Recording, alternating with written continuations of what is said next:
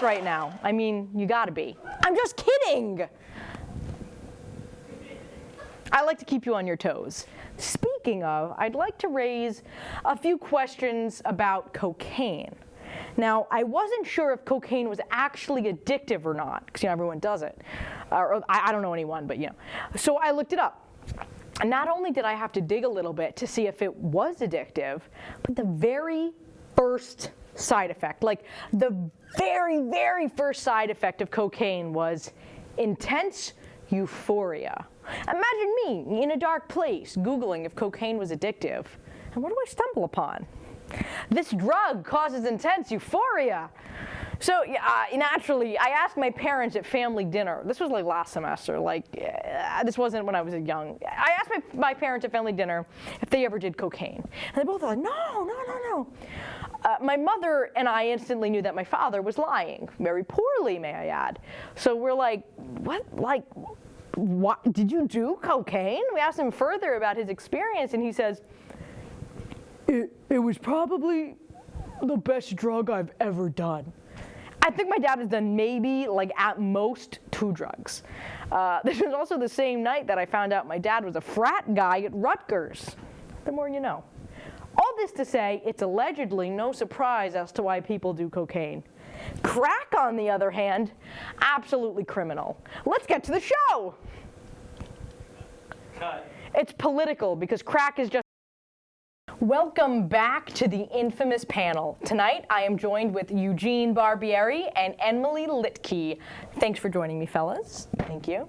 I'd like to kick things off with a question I can't believe we haven't discussed before, okay? What is the best bathroom on campus? I would like to start because I have the power to do so.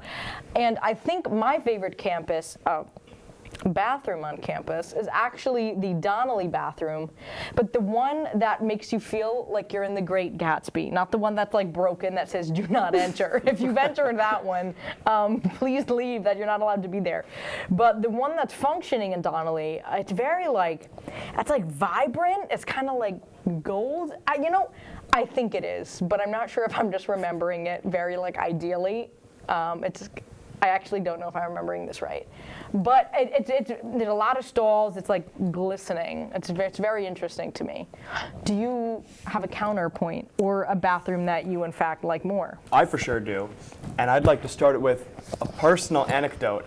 The first time I had come up to Marist, I needed to use the bathroom, 5 minutes within walking on campus. Sure. And I went over to my friend Tom Tricoli, who I was meeting in the store, and I said, "Where's the bathroom?" And he pointed me down the hall to the most luxurious bathroom I've ever had the privilege of stepping foot in, and that is the admissions bathroom. There, really? It is so clean, and there is not a soul in that bathroom ever. You walk in, and the motion sensor lights come on, and then all your sorrows melt away because you're about to have the best bathroom experience of your life. I agree with that. When I first, actually, I'm not going to say that's the best bathroom, but I'm going to say that's probably second to me. When I first came to Marist, I just finished my tour.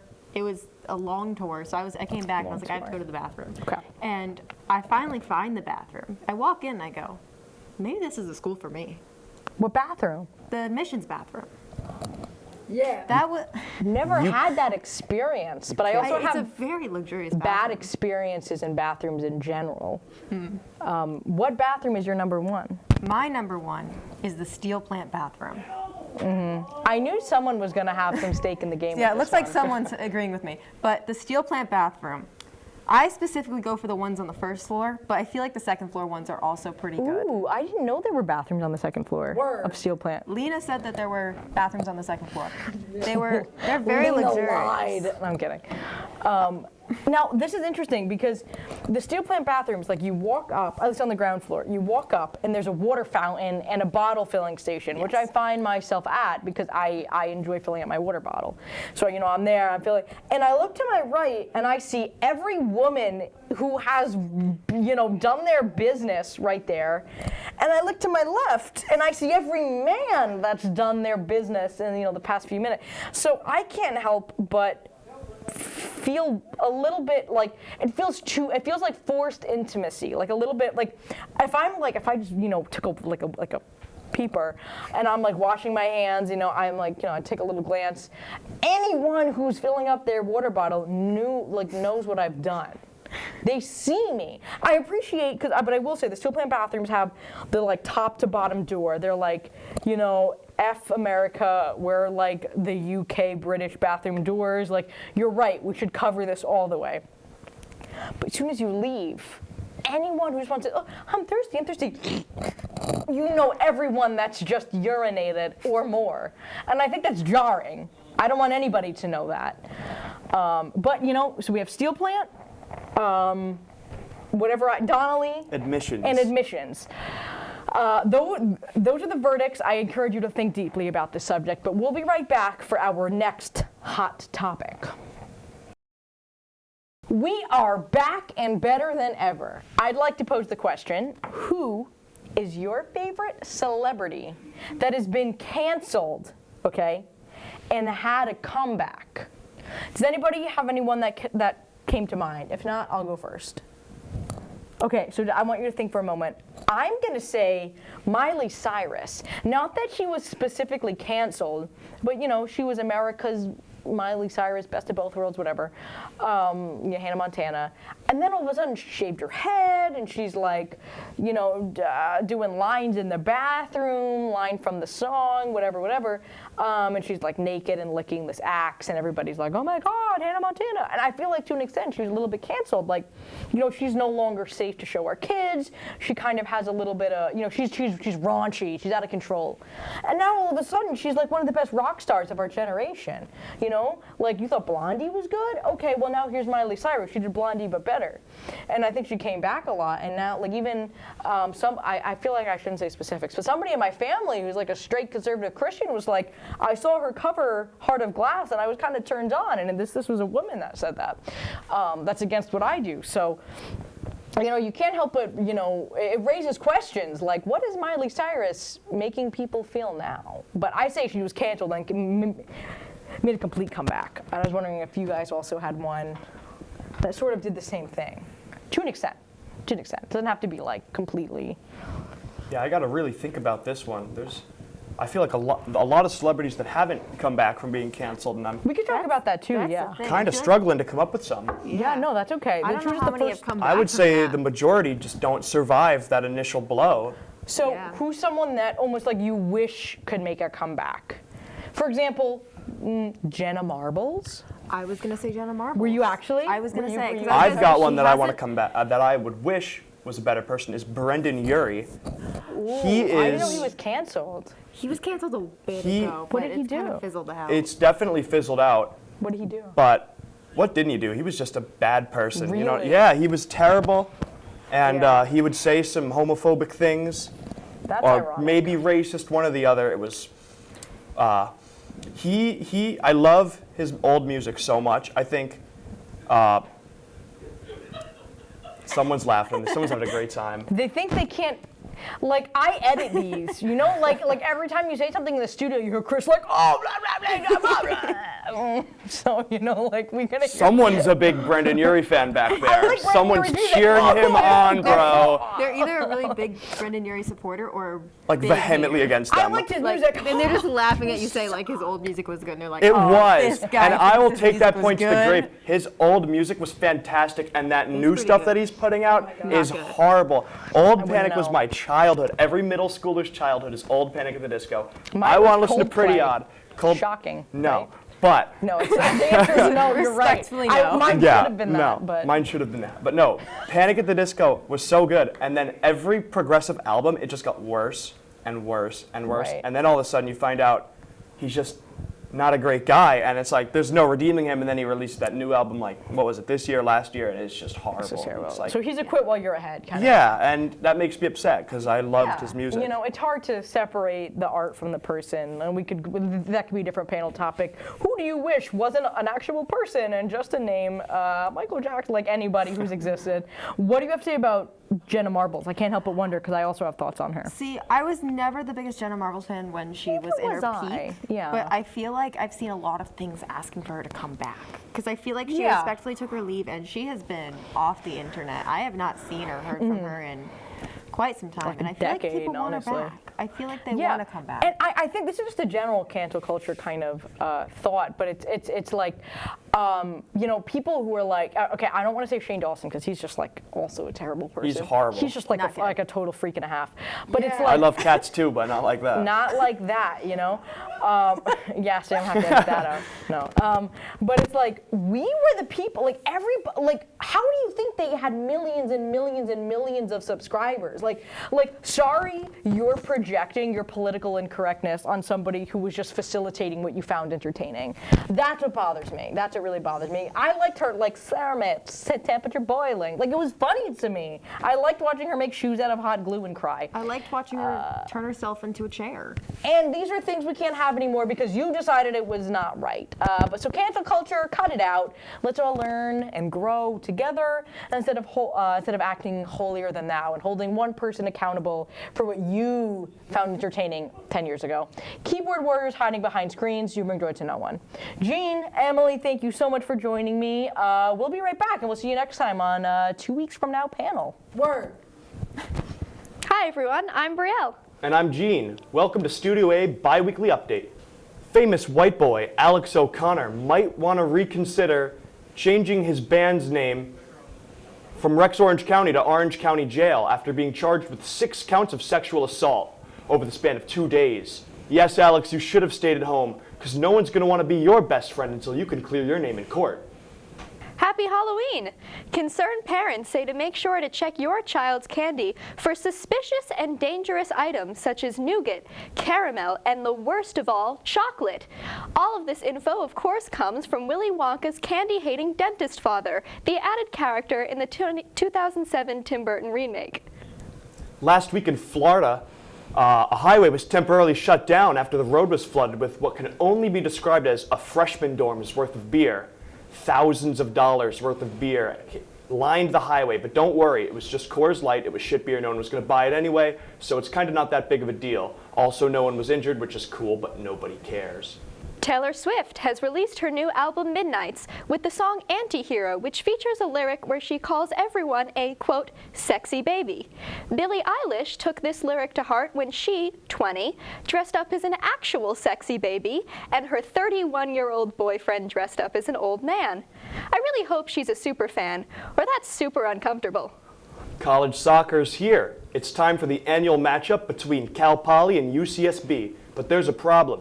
According to Cal Poly's school newspaper, students are preparing to continue the controversial tradition of throwing tortillas onto the field during the game.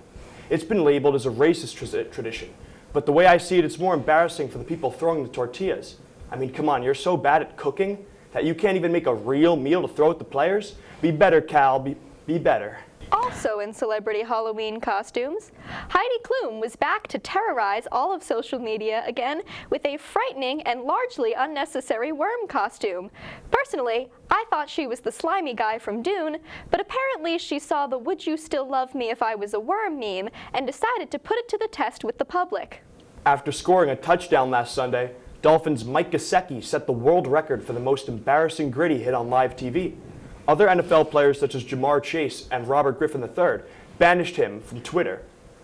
Bashed him on with Twitter from saying, "I ain't gonna lie, this ain't it, and someone stop this man and his unseasoned gritty. In my opinion, Gesicki should hang up the uniform and quit immediately." But he looked like he was having fun, so that's nice. James Corden was recently kicked out of a restaurant for being rude to the staff and demanding a table without a reservation. After this incident, he was found behind the restaurant eating out of the dumpster in a horrifyingly realistic catsuit. Prince Harry, Duke of Sussex, was dragged across the ground by a rhino during the royal trip to Africa. Although this actually happened in 2015, the news is just coming out now. Harry tried to tranquilize the... Elon Musk has officially bought Twitter, and to fit more with his personal brand, he has decided to change the logo to a rocket shape. This move is actually supported by users of the platform who believe that the new logo actually describes what most people use Twitter for. That's all we have for this week's bi-weekly update. I'm Gene. And I'm Brielle. See you next week. Welcome back to the show, everybody. You know this part as well as I do, the interview portion. Now this one, I actually was beyond shocked. I thought we were interviewing James Corden as a cat, because that's what he does now. But I am floored and honored to introduce the one, the only, the king of rock and roll, Elvis M.F. Presley. Then I'm a schoolhouse of rock. Word to your mama. Is that what he's, Elvis? Thank you for being. Thank you very much. Thank you very much. Incredibly powerful in what you do. I'm a powerful man in a powerful world. And I gotta tell you, mama, it's raining hard. What does your belt say? That's a fast. Was that like a? King of the shitter. I performed in Las Vegas 50 odd years, I tell you. Only took me one day to get this title. Took too many quaaludes, came out of my pink little hole. I swang, oh mama, oh mama. Yeah. Elvis. Yes, mama. How long did you struggle? Hold on, my cock's hurting. I'm gonna switch legs. So true. The king says what he says. How long were you struggling with bowel issues? Because, you know, I personally have been struggling with bowel issues for like 4 years now, and I'm 21. So I'm curious, you died on the shitter. How many years were you struggling with this before it ultimately took your life? Well, that's an awful sad story for Elvis. I gotta tell you, when I was a Navy pilot at the age of 35, them there pilot seats, they got the joysticks. I was rattling like this in the seat. Oh, mama, it hurt my pink little top Elvis hole. Oh my God. I came back from the war the same man, but my booty was not the same at all. It was in the jailhouse of rock, I tell you. Oh, wise men say, what? Oh, never rushing, but I can't help. All right, this is getting queer. That would never happen to me. No. So I guess my question is, so while you had issues with the joystick on a Navy plane, Excuse me, my joystick never failed the king. the plane's joystick Oh, all right. failed your pink Elvis hole or whatever the hell you've been saying for the past 5 minutes. My pink hound dog. Your pink hound, I thought your hound dog was just fine. I said my pink hound dog was failing me in the pilot seat. And that's understandable. I think Didn't they not teach you to listen in school, mama?